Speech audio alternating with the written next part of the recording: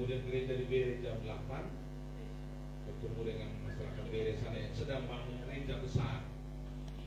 Mereka sedang membangun gereja besar yang nilainya cukup besar. Nah, saya sebagai umat tentunya harus datang untuk memberikan motivasi dan semangat bahwa mereka tidak sendiri. Selamat siang, jumpa lagi channel Musik Pesta dan Budaya Flores Facebook.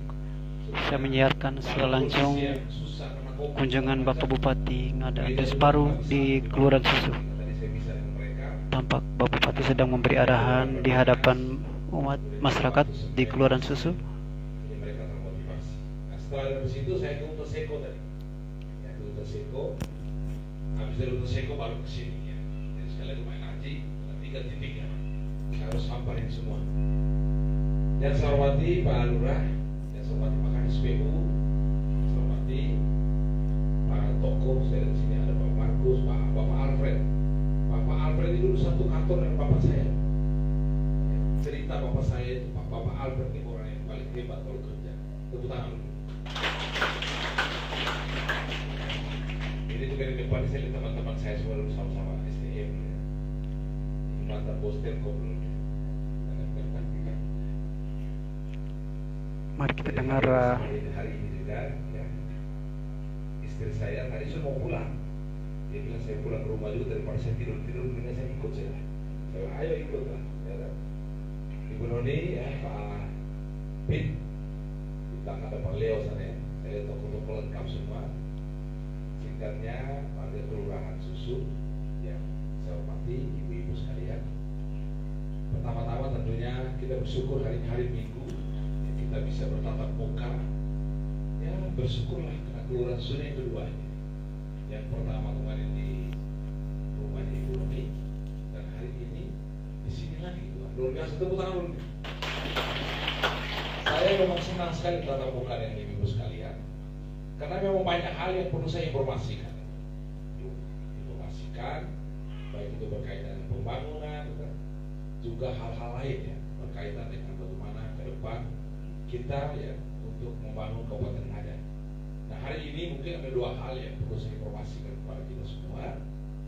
Yang pertama berkaitan dengan saya langsung saja ya, khusus untuk Kelurahan Susu ya termasuk Moranale segala macam, termasuk Israel ya.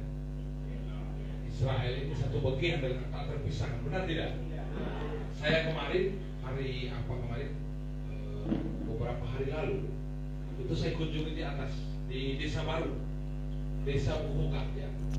Ya, saya jalan sampai di atas jalan menuju ke kawasan di atas. Saya lihat jalan di sana dan mungkin minggu depan kita sudah kirim alat untuk bersihkan jalan ke atas. Dan sebagaimana kesepakatan Pak Kadis PU dengan saya waktu kita persediaan air, jalan yang tembus ke mana? Bapak Bapak ya? Pak Kadis, kalau bisa ini B1. Ya, buka. B1 buka. Wah, kabar baik bahwa jadi ada Pak Kadis ada, jadi langsung dicatat. Karena kita punya dana ada. Nah, sekarang ini Bapak Andres Paru secara langsung. Tepuk tangan dulu ya. Sehingga jembatan di bawah tidak mubazir itu baik. Dan saya juga kemarin ketika saya kunjungi ke Mukoka, saya melihat kerawanan yang longsor di sebelah itu, yang di tempat ambil air ya, ke atas. Ya, saya bilang ini kalau longsor lagi tidak ada jalan lain. Nah, oleh karena itu jalannya harus tembus untuk sebagai jalan antar nanti. Supaya kalau di sana putus kita bisa lewat sini ya. Saya sudah survei kemarin. Ya, saya langsung saja. Nah kemudian jalan Moranale Watu Kampu ya, itu sedang diproses surat. Jadi proses surat Moranale Watu Kampu berada di kehutanan provinsi. Ya. Saya pasti ke Kopas, saya akan menghadap Pak Gubernur. Saya minta segera sehingga 2023 itu kita sudah mulai cicil. Ya. Musim panas kita sudah mulai cicil, buka sehingga saudara-saudara di sini yang punya kekeluargaan, keluarga besar di Bejauh Utara itu sudah tidak jauh-jauh lagi putar lewat semua. Setuju ya? Ini prioritas untuk di wilayah sini ya. Saya sampaikan ini ya supaya nanti Jangan dari tahun ke tahun tunggu, tidak jadi. Jadi sekali lagi, ini yang saya sampaikan pada kesempatan ini. Kemarin saya sudah penegasan di bawah waktu di Ibu Noni, termasuk Pak Kadis ini depannya ada jalan yang tersumbat ya, yang di deker depan ini, di sebelah bawah ya. Iya di SD itu. Coba nanti Pak Kadis kirim tim, minggu lalu sudah lihat. Coba dilihat ke staff yang sudah datang, sudah cek. Coba itu tidak terlalu mahal ya. Kalau itu bisa diselesaikan, saya pikir sudah bagus. Itu mungkin yang berkaitan dengan itu. Ditambah air bersih sekarang kita sedang mempersiapkan juga pemanfaatan 1000 kubik gitu ya. 1000 kubik itu termasuk keluhan dari Moranale, yaitu berkaitan dengan yang dia jaringan tersendiri Pak ya. Air yang masuk jaringan tersendiri yang kemarin disampaikan di Ibu Noni. Jadi ini sebetulnya ya, tujuan saya pada hari ini hadir di sini untuk memastikan beberapa kegiatan itu yang kemarin sudah disampaikan, dan kebetulan kita ada ruang untuk dari Dinas Pekerjaan Umum ya, kita bisa lakukan itu. Nah kemudian ini juga hadir Pak Markus dan Ibu Noni coba baju kuning semua lengkapin. Ya. Saya hari ini kebetulan pakai baju kuning juga ya. Jadi kebetulan saya hari ini pakai baju kuning. Nah pada kesempatan itu saya akan menginformasikan bahwa salah satu perwakilan perempuan, coba berdiri Ibu Noni. Ya. Ini yang saya jagokan untuk mewakili semua Bapak Ibu. Sebagai informasi bahwa Ibu Noni Jawa saat ini caleg perempuan dari Ibu Noni dari Kabupaten Ngada, Kecamatan Bejawa.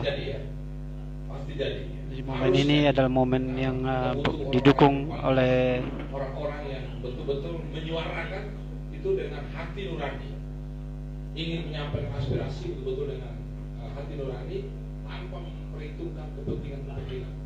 Jadi dia tulus untuk menyampaikan kepentingan banyak orang. Ini sebetulnya hari ini saya ingin pastikan kepada kita semua, Ibu Noni ini berada di barisan bersama saya Partai Golkar sebagai ketua, pimpinan kecamatannya Pak Abi, gitu. Kemudian di sini saya Pak Markus sudah pakai kuning, dan kemarin saya sudah izin resmi ke Pak Adis Tay, saya izin resmi. Saya bilang izin, ya, saya mau masuk di kampung Bapak. Oh, mau silakan. Termasuk di Sao kemarin saya izin ya. Izin beliau untuk bahkan saya ajak, kita bergabung supaya kuning kok. Provinsi kan belum ada, betul tidak?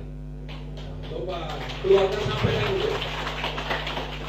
Yang keluarga dekat Bapak Adi sampaikan supaya kita satu gerbong, supaya gampang. Begitu. Kabupaten, provinsi, jalan supaya mudah ya. Jadi ini informasi awal yang perlu saya sampaikan pada kesempatan ini. Tata buka kita pada hari ini, banyak hal yang sudah saya dengar kemarin ya, pada saat penyampaian di Ibu Noni ya. Saya pikir tidak jauh-jauh beda dengan yang disampaikan kemarin ya.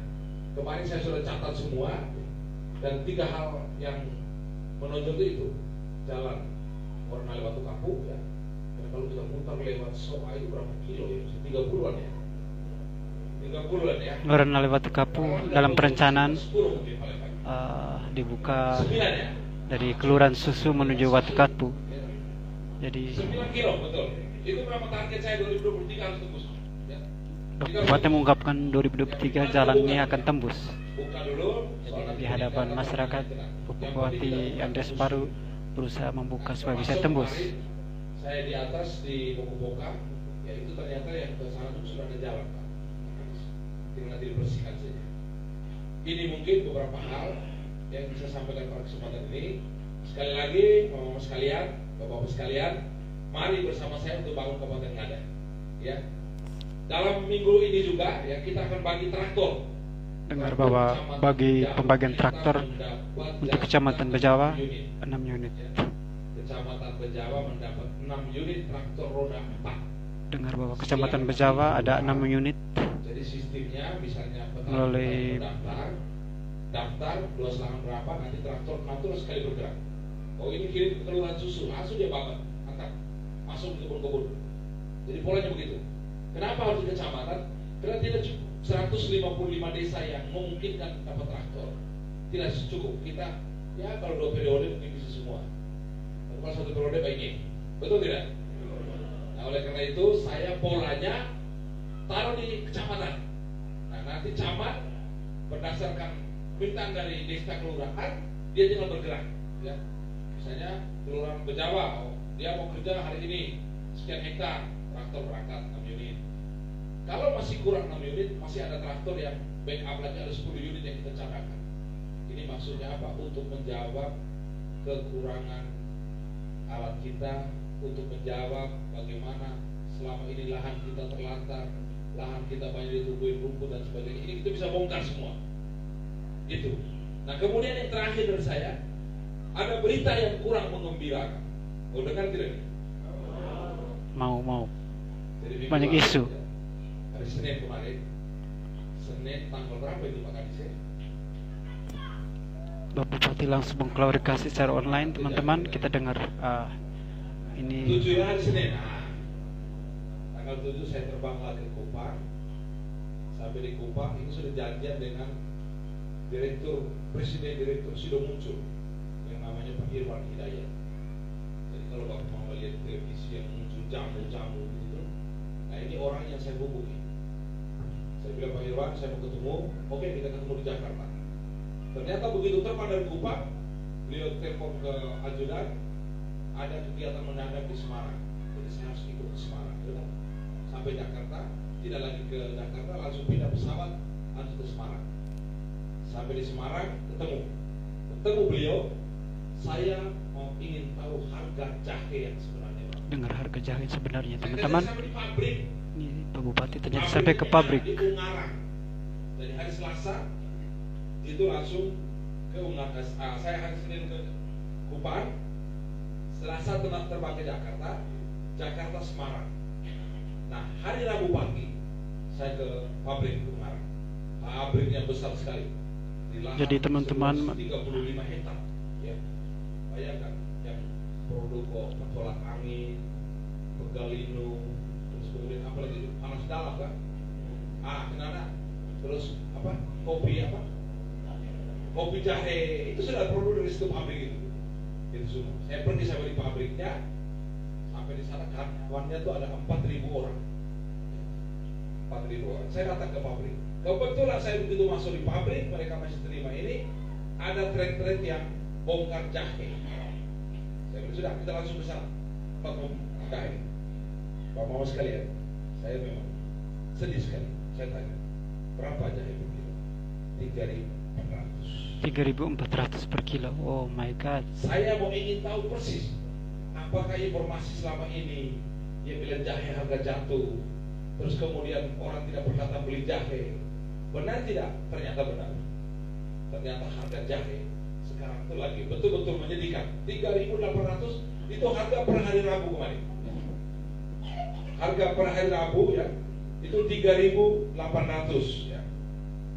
Nah, kemudian saya langsung saya tidak ini, saya bilang oke.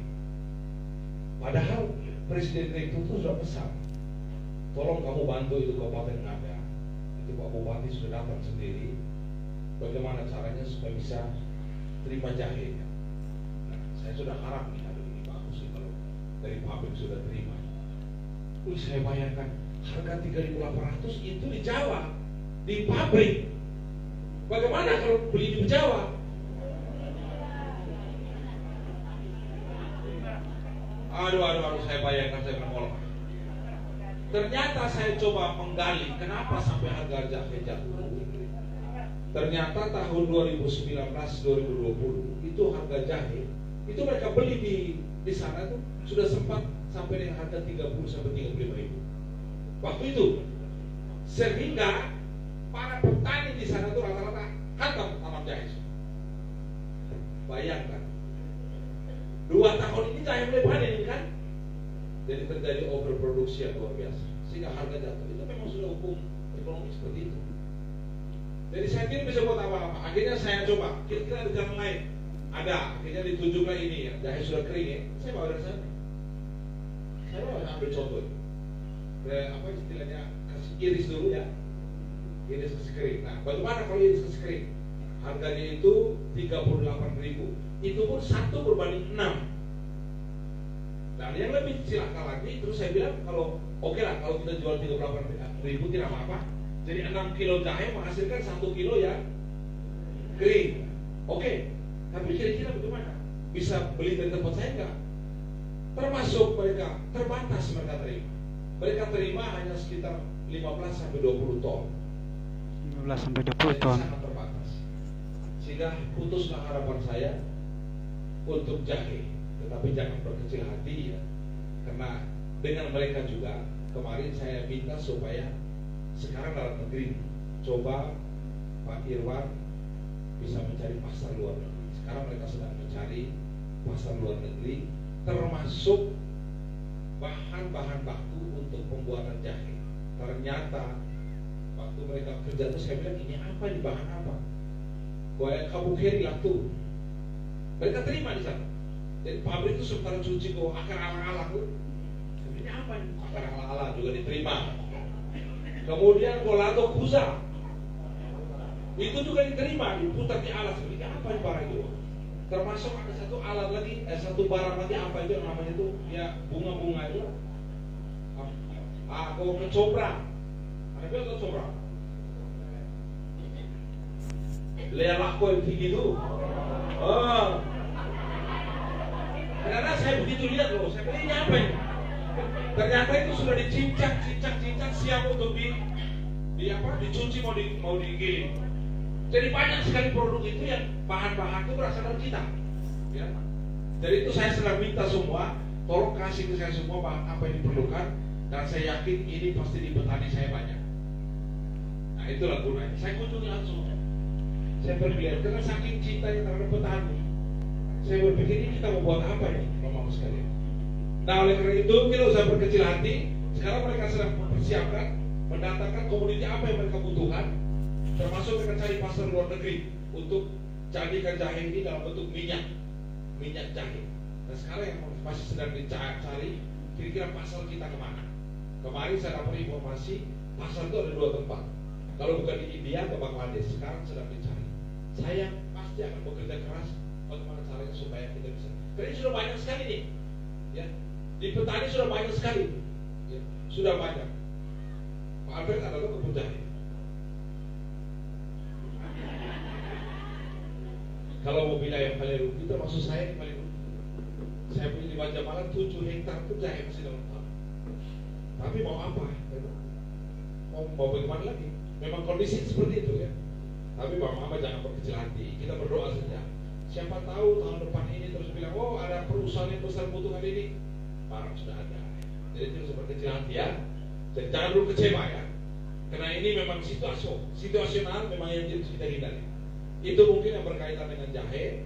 Yang lain-lain ya, saya minta ini sebentar lagi Pilkades ya. Mari ya, kita akan melaksanakan Pilkades. Mari kita berikan dukungan pada mereka-mereka yang benar-benar menjadi pemimpin kita nanti. Dan untuk kelurahan 40 tahun depan kita ada anggaran ya. Kelurahan itu mendapat 200 juta setiap tahun. Ya.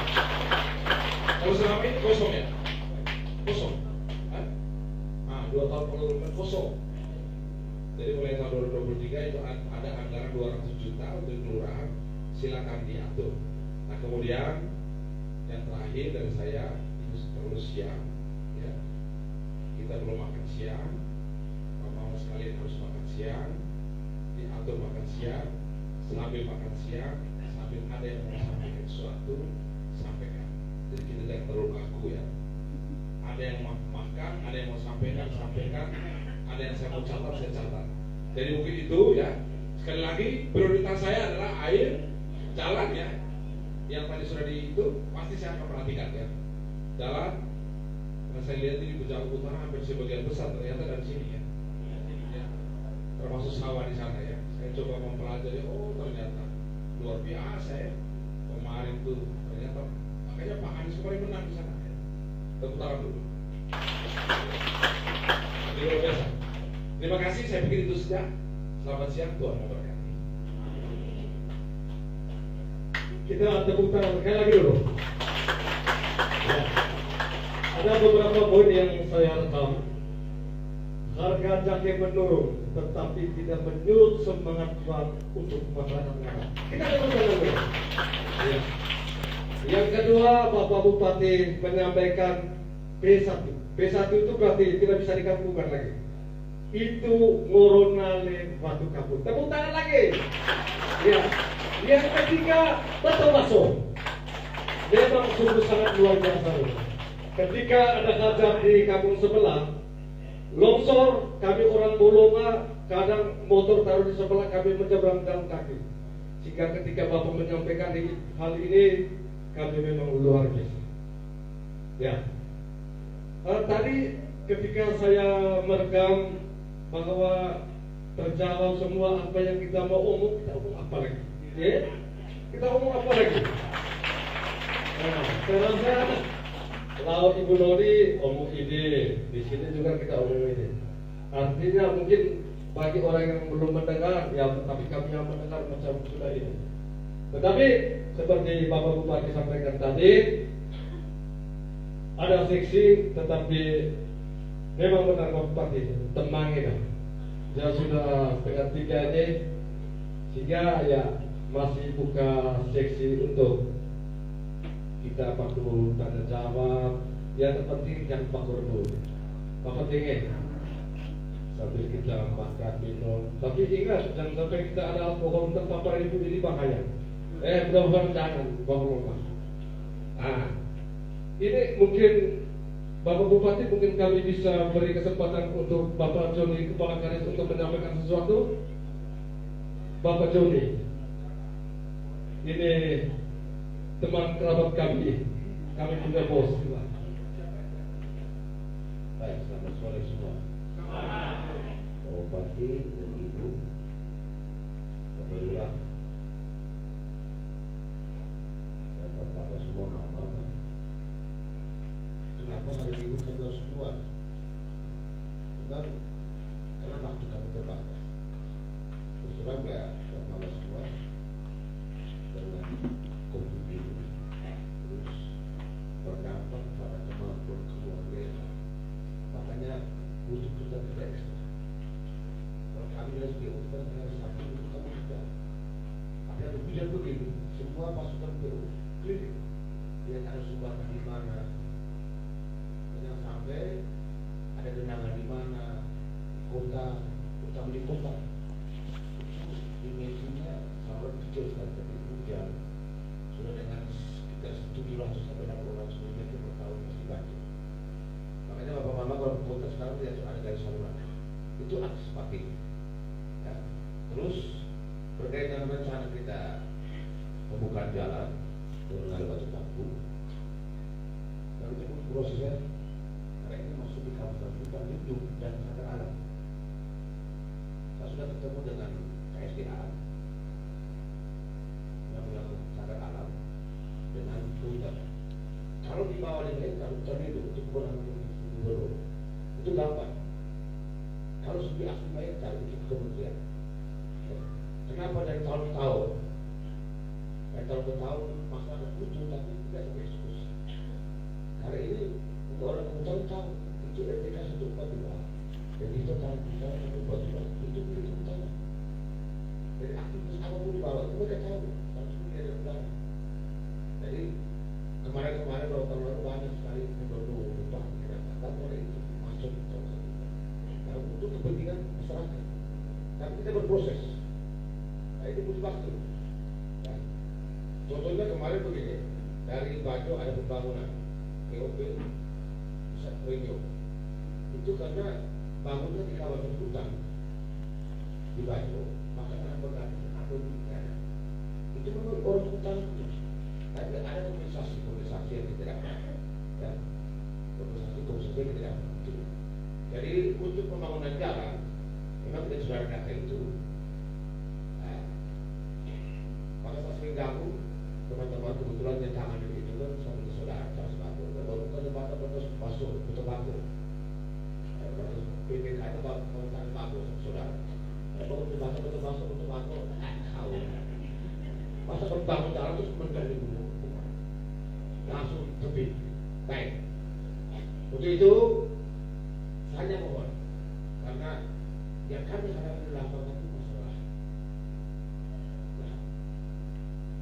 masalah berapa kali kita kerja jalan itu terkendala itu masalah.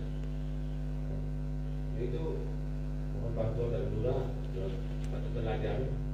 Kalau kita boleh eksekusi, bantu kami sudah tidak kerja juga. Contoh kemarin rumah sakit, jalan masuk, semua tidak di sini. Seperti barang, saya bukan satu kilometer, cuma semua ini.